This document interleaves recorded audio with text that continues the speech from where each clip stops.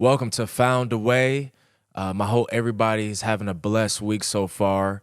Wishing love and peace and happiness during this holiday season to everybody who's struggling out there, working 12-hour shifts just to put food on the table for their kids. My grandma did the same thing back in the day when she had 10 kids. So just having the opportunity to find peace and happiness during this holiday season is what I'm hoping for. Hoping everybody that can do that, with them, with themselves, and with their families as well. But before I get started with this episode, I want to say a special thank you to my auntie Betty. She passed away 2 weeks ago. She did everything for me. She did everything for the family. You talk about someone who persevered, and she's the definition of perseverance. What she had to overcome throughout her life really rubbed off to the next generation of our family. And now when I talk to my cousin Jordan and cousin Shannon, we looking at each other like we have no excuse because what she went through and the pain that she suffered, but also how strong her faith was, really show some gratitude towards the family. And having the opportunity to spend last Christmas with her was one of the best Christmas times that I ever had in my life. She actually gave me this gold bracelet last Christmas that I haven't taken off yet, but probably never will. But she gave me this last Christmas. Just her faith, her ability to stay strong throughout her whole situation, throughout her life. She was literally like a second mom to me. She played a vital role in my childhood. And like I said, she was a second mom to me. She put food on my plate. Every time I used to come home, I used to run to her house because she lived right next door to me throughout my childhood, going up to fourth grade, I think. And she used to just cook me all the chicken wings. I ate all her chicken wings. She never got mad. She went to the store, brought some more chicken wings, and I ate those too. But Betty Joe, I love you. And you're the reason why I'm standing here and staying strong. And nothing really scares me no more. The things that scare me don't scare me no more. I don't fear the unknown because I know my faith is strong. I know she's living through me. I know she's living through the family, most importantly. And she's just literally just the definition of happiness. I don't look towards the future anymore. I live day by day. And she was a prime example of living day by day to the fullest. She was a loving mother of three. And like I said, she hold down the family every holiday season. When I mean every holiday season, every single holiday season, she made sure everybody ate. And for that, Betty Joe, I love you. I know you watching down from the heavens above. And I just want to say thank you for always comforting me and being there for me throughout my childhood. Thank you. Love you, Betty Joe. But let's get into Never Count Me Out Part 3. We're going to talk about confidence today. Confidence and facing failure. When we have confidence as athletes, we elevate our career, right? And that can make or break an athlete's career is confidence, the lack of confidence. And I see that nowadays with this generation coming up is everybody wants to second guess themselves. Every decision that they make on the court, off the court, on the field, off the field, being able to know ourselves so we don't second guess ourselves. And confidence also leads to sense of purpose, sense of urgency, self-awareness, just having the ability to stand 10 toes down and believe in your own beliefs and your own values and applying that to your career. Confidence also comes from consistency and preparation. And I think this generation coming up lacks the preparation part. We don't spend time learning on our mistakes or learning what we did last game. We always get caught up in stats. So if I score 20 points, that don't mean you don't have to watch film. That the learning curve never stops. And once you stop learning, that's when you stop growing and evolving and continuing to just grow as an athlete throughout your whole career. We're living in a generation now where coming out of a game because when I was in college, here's the funny part. When I was in college, when I was playing, I always used to look at the scores table to see if I was going to get subbed out because of one mistake I made. But guess what that comes from? That comes from a lack of confidence. Don't never let your coach control your confidence with you as a player. Because if you let that happen, then you're going to be looking at the scores table all the time or wondering, oh, I shouldn't make this pass, or I shouldn't, run this route or hit the ball this way because my coach might think a certain way. You can't always think like that, because that's going to stop your growth and it's going to hold you back, throughout your whole career. Overthinking, like I said earlier, overthinking correlates to lack of confidence. And I'm a big overthinker, and I'm still working on that as a person. But when I played basketball in college, man, I overthinked a lot, to the point where I got the ball in games and I froze because I had this voice in the back of my head that was saying, don't be too aggressive or else you're going to get taken out the game. When I should have just been aggressive, I should have just made the right play. And that's what goes back to preparation. When you work on a certain move, no matter if it's a route running or batting practice or a golf swing or a swim stroke or a jump shot, it doesn't matter. When you work on a certain move for hours and hours and hours and hours, when you go into the game, it's going to be like muscle memory to you. You're not even going to think about it. Your body's just going to react to it. So we have to stop overthinking ourselves and continue to push for greatness within our career. And I think that's really important. Another aspect that goes into lack of confidence is facing failure. I think we live in a time now where we're afraid to fail. And it's okay to fail, because if we're afraid to fail, then how are we going to learn and grow from our mistakes?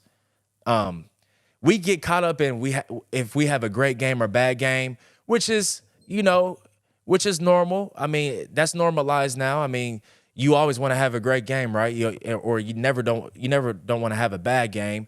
But like I said, you can always learn from even if you score 30 points, you can always learn of what you could have done better throughout the game. And I think there's this complacency, lingering around, the sports industry, because people are so complacent now. As soon as you become complacent, you're going to get passed up. Like there might be somebody in Minnesota that got up at 5 a.m, right? And has got up 300 jump shots. But your ass scored 20 points last night, right? You didn't watch no film after the game. You didn't get up shots the next day. The next time you touched the basketball was your next practice. See, we got to stop doing that shit. Like, seriously, we got to stop doing that. We got to stop being complacent and continue to grow, because there's no ceiling to where we can take it as long as we breathing and living. If you really think about it, we can do a lot with our careers, but we marginalize our greatness because we get caught up in the outside. We let people get in between our vision and our goals, to the point where we're hearing everybody else's perception on our game, and we letting everybody else's perception create happiness for us. Why is that? Why are we letting people's other perceptions create happiness for us? And that comes for what? A lack of confidence and a lack of preparation. If we play for ourselves and play for our team and play for God, nothing else matters. Other people's opinions after the games don't matter, because look, when you play a sport, that comes with it. That's the bullshit that comes with playing with sports. Is people criticizing your game and having opinions about your game, whether you play softball, whether you play baseball, whether you play golf, whether you play hockey, field hockey, fencing, you name it. People are going to critique you no matter how good you play, no matter how bad you play. There's always going to be that that group of people that's going to critique your game and try to demonize your character. And you can't let that happen. But if you play for God and play for your family and play for the team that you're playing for, you're not going to have that mental breakdown. You're not even going to allow your inner matrix to receive that information from other people. Like a Stephen A, like a Skip Bayless. Like, none of that shit matters what they say. Like, that shit does not matter at all. It's all about how you feeling, how's your mental, and how you played that game. But for some reason, we want to stop learning. Every time when you wake up, each and every day, you can always learn something new, especially about yourself. And that's what I did in college. I came into college as a freshman, and I said this on a lot of my podcasts, and I was so sure of myself, man. And like, as I look back, I'm very thankful for the experiences, because I'd rather go through a lot of shit now and be better off at the end than have everything handed to me. It's like this generation of athletes want handouts. Like, why the fuck do you want handouts for? That's going to stop your growth. Like, I play with a few players that always ask for handouts. Yeah, they went D1. They went to a Power 5 college, but they ain't doing shit now. Why do we ask for handouts? That's not going to prepare us for our future. That's killing the youth. That's literally killing the youth. And I said this on my last episode. Why are we getting on social media to stun on other athletes? What's the point? Because at the end of the day, we're on our own journey, our own path, our own legacy. It's like people want to it's like people want someone else to write their story. It's like we don't even want to write our own story no more. How is it going to be your story if you have somebody else write it for you? And that's why I bring up handouts. People asking for handouts. People asking to go on all these visits. How you gonna ask to go on visits? You don't even got no film. Like, seriously, how are we gonna ask to go on visits and we don't got no film to show the coaches? And that's why I say, to have a successful career, you gotta have a sprinkle of selfishness. And when I mean selfishness, don't misconstrue what I'm saying. I'm not saying be selfish, but you got to have a little sprinkle of selfishness if you want to get to where you want to be at, and you want to have the things that you desire throughout your whole career. Look at all the idols that we look up to. Look at a Kobe Bryant. Look at a LeBron James. Look at a Kevin Durant. You think they got to where they at because they asked for handouts? No. They got to where they at because they busted their ass every single day.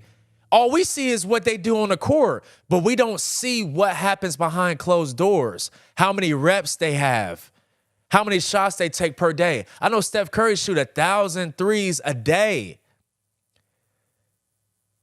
It's like we're so lost in the sauce with this generation. It's like, do you guys even want to work hard? Like, how you think you're going to get to the league if you just bullshitting all the time, especially in the gym? Like, for real, are you doing it for Twitter or for X or for the gram? Like, seriously. Like, these workouts are disgusting.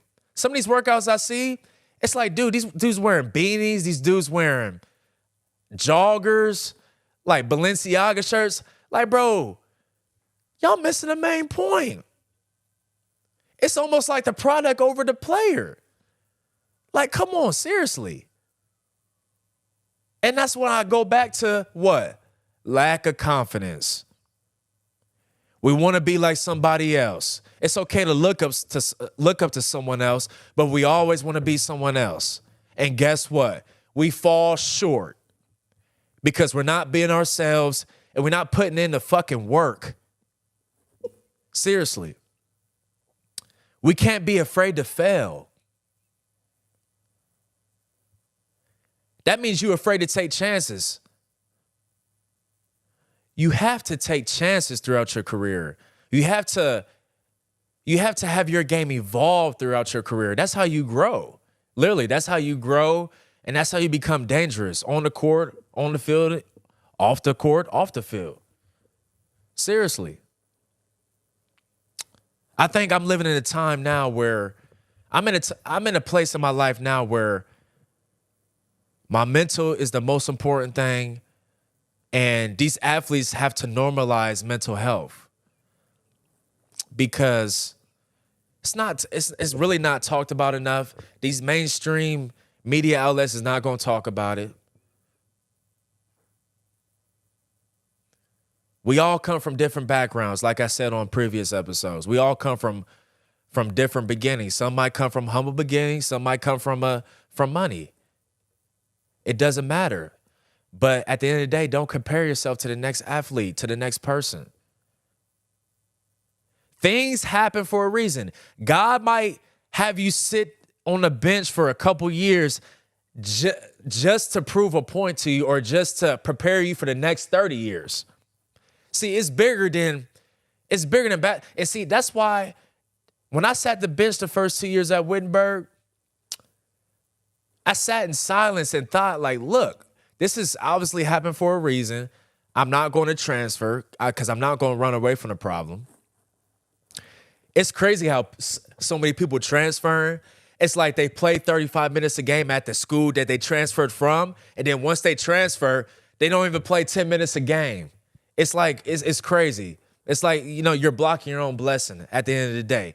Everything happens for a reason, and we have to be, as athletes, we have to be emotionally intelligent, and that's the thing that I struggled with. All the coaches that I had throughout my basketball career, we was not always on the same page, but there was a mutual understanding as far as, man to man. You know what I'm saying? And I just think that's important. Whether you're a female athlete or whether you're a male athlete, establishing that connection and that relationship with your coach, because there's going to be a point in time you have to think to yourself, like, damn, like, is this something that I really want to do for the next 4 years in college? Because all them workouts, all them classes that you have is really going to test your love for the game. And I've seen so many people crash out because of distractions and because they thought they loved the game, but they end up not loving the game at all. Because of all these distractions. If all these distractions can get in the way of your career, you really didn't love the game like you said you did. And as I look back, I can confidently say that never happened to me. That never happened to me. There's so many people that's going to count you out throughout your whole life. There's so many people that's going to say, you not shit. You can't play basketball. Oh, you can't run that route. Oh, you can't hit a home run. Oh, you can't beat somebody in a 100-meter dash. You're not coordinated. You're not athletic enough. You're going to hear all that. And that's what comes with sports. And like I said, are we going to let other people's perception of you control your happiness and your mental state of mind? I'm 26 years old, and when you get to the next chapter of your life after college, you understand a lot more because you have real adult responsibilities. You got to pay bills. You got to pay rent. You know what I'm saying? Some people having kids. Like, my whole mind frame changed after college. And I think it's just really important that we love ourselves before we start comparing ourselves to other people. Like, if you love yourself, you won't compare yourself to the next man. Because no matter how talented you are, there's always gonna be some type of adversity that's either gonna make you or break you. Life is what you make it.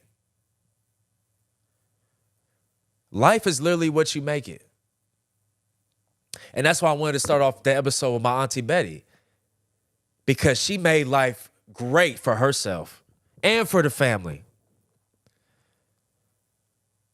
I'm tired of motherfuckers asking for handouts, man. Like, seriously. Like, I don't know if it's just the family I come from that we stand on business, man. Like, my grandma had 10 kids, bro. 8 of them still living. For 8 of them to still be living, that's like hitting a 10-leg parlay. And that shit don't never happen. And that's why you should never count yourself out. You should never count me out. That's for damn sure. My teacher counted me out. I had coaches say I wouldn't play college basketball. I had coaches say I wouldn't amount to shit. The same teacher who counted me out, I got my master's degree. The same coach who counted me out in high school and in middle school, I went to college and played college basketball for 4 years. 2-time conference champion. 100+ wins throughout my career. Less than 10 losses throughout my career. People always want to play these numbers games and bring up stats. Yeah, that's cool, stats. But stats now are inflated. Stats don't show the real story. So don't get caught up in stats. Are you getting better every single day? Because look at all the greats. And I know I keep, you know what's funny? I know I keep giving out basketball examples because I play basketball, by the way. But I keep giving out basketball examples because, look, the best players get drafted in the second round. If you think about it, that's why you should never look at stats in high school or in college. Because these scouts out here are not looking at just your stats. So to end this episode, are you going to count yourself out? Because the day that you count yourself out is the day you're going to crash out, and there's going to be somebody else that's going to take your spot. And you might never get that spot back. We only get one chance with this shit. So make the best of your opportunities. Don't let social media brainwash you. Don't let social media having you compare yourself to other athletes. Just get off your ass and get to it, man. Seriously. There's literally people out here that work 12-hour shifts 7 days a week. Sports is a blessing. All the people we meet, all the people that we encounter, all the relationships that are established to the point where it's going to last a lifetime. So Mark Fair humbly says, don't ever count yourself out. You always got to have a sprinkle, just a little sprinkle of selfishness. Because when you have that sprinkle of selfishness, you're not going to let nobody fuck you over. And it's really easy to get fucked over. So believe in yourself, take care of your mental, and I wish everybody nothing but the best. And to end this episode, I want to give another special shout out to Gigi. She's a Virginia women's volleyball player. She just finished her career at Virginia. Congrats, Gigi, on a wonderful career. Chloe, freshman at Purdue. She might be an All-American this year. She's so good. Might be first team All Big Ten. Might even win Big Ten Player of the Year as a freshman. And Purdue, I'm pretty sure Purdue is still in the tournament. I also want to give a shout out to Nick Ward for continuing to, stay the pace and keep God first. To see your growth, brother. It's been amazing to see your growth and how mature you have been over the years. And I value our friendship a lot. So, Nick, I'm very proud of you. And I also want to give a big shout out to Seth Towns. Seth Towns, man. Unbelievable. He's 26 years old, still in college. He's at Howard University now. He was at Harvard for a couple years, got injured, went to Ohio State, got injured again. Then I think he got injured again twice at Ohio State. People always talking about, oh, Seth too old. Seth, his basketball career is over. Seth didn't listen to none of you guys. And that's when I go back to as far as like not letting other people's perception or opinions into your inner matrix. See, Seth ain't do that. Seth dropped 13-6 the other night. And Seth, I am really so proud of you, man. And you a true testimony to what, mental health is all about, keeping a strong mental health. But I end this episode today with love. I'm sending love to everyone out there that's listening.